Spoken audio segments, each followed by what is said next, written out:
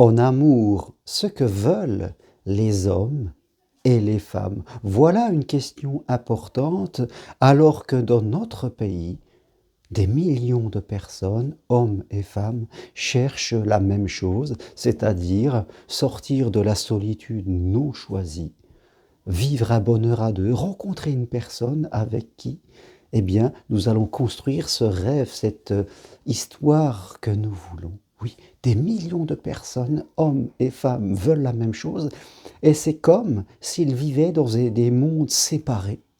Qu'ils ne se croisaient pas, vous voyez, c'est un peu de la science-fiction quelque part, comme si on voulait quelque chose tous, mais quand on se rencontrait, eh bien, on n'arrivait pas à se comprendre, comme si on parlait des langues étrangères, et on se passe complètement à côté.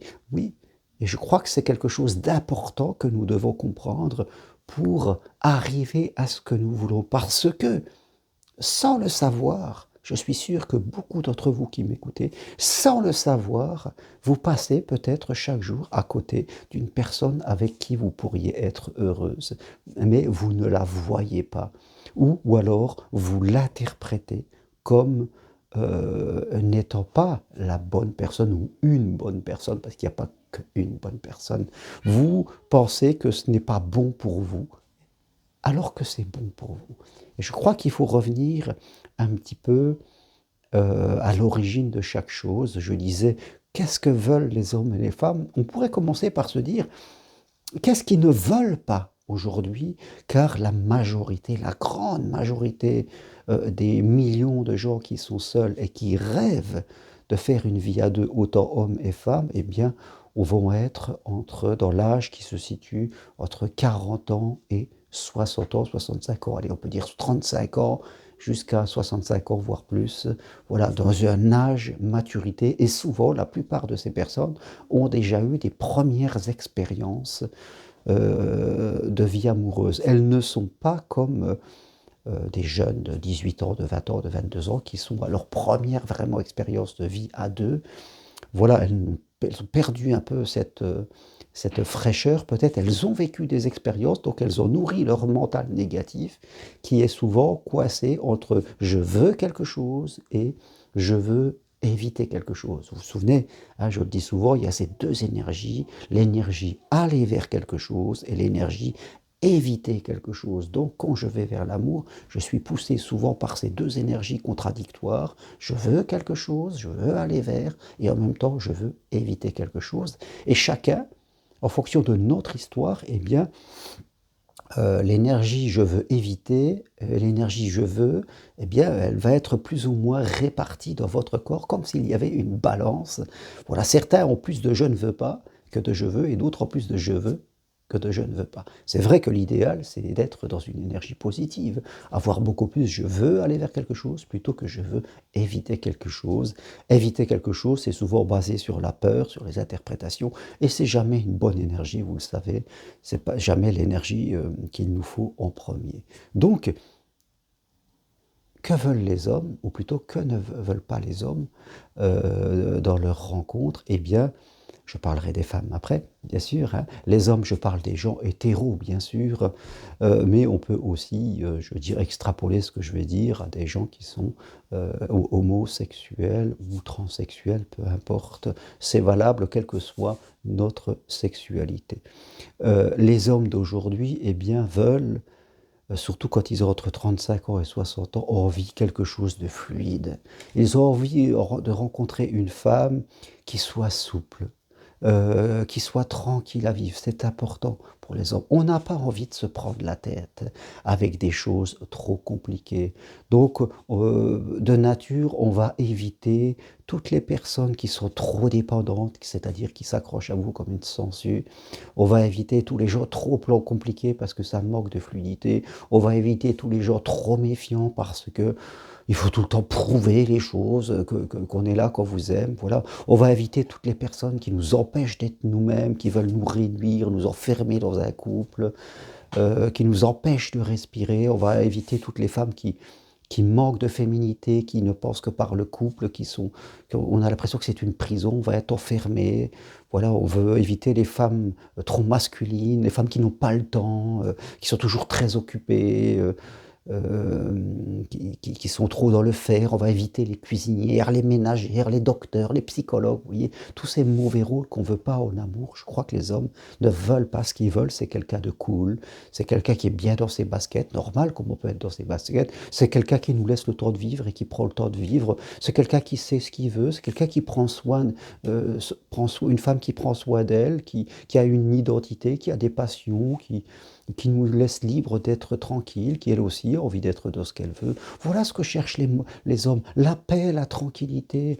Et une femme avec qui vous vous sentez bien, avec qui vous avez la sensation d'être utile, et pas une femme qui veut tout faire toute seule et rien vous demander. Une femme qui a envie de s'engager avec vous et avec qui vous sentez qu'elle est à côté de vous. Voilà ce que veulent les hommes. Ils sont prêts à tout si vous leur donnez simplement les moyens, si vous leur faites confiance, hein, et si vous sortez de ces dépendances, de ces contrôles, de ces méfiances, ou d'être trop effacé. Ça, non, ça n'intéresse pas, et puis on passera à côté de vous automatiquement. Donc, soyez cette personne cool, relax, présente. Voilà, c'est pas si compliqué que ça, c'est même beaucoup plus simple qu'il n'y paraît. Au clair, soyez vous-même. Et arrêtez de porter des masques. Voilà la vraie réponse. Que veulent les femmes? Eh bien, les femmes, je dirais que c'est un peu, ça se rapproche des hommes. Ce qu'elles ont principalement envie, je vois au travers de toutes les demandes qu'elles me peuvent faire pendant mes consultations, elles ont envie d'avoir confiance, elles ont envie de trouver quelqu'un qui soit fiable, hein, que quand il dit quelque chose, il le fait. Voilà un homme qui prend soin de lui, bien sûr, qui s'intéresse à plein de choses. Pas forcément ce que vous vous intéressez vous, mais qui est là aussi, qui a des passions spirituelles, sportives, quoi. Quelqu'un qui, là aussi, est bien dans ses baskets. Quelqu'un qui s'engage, qui a une parole juste et une parole fiable. Ça, c'est très important pour les femmes. La parole fiable, vous voyez.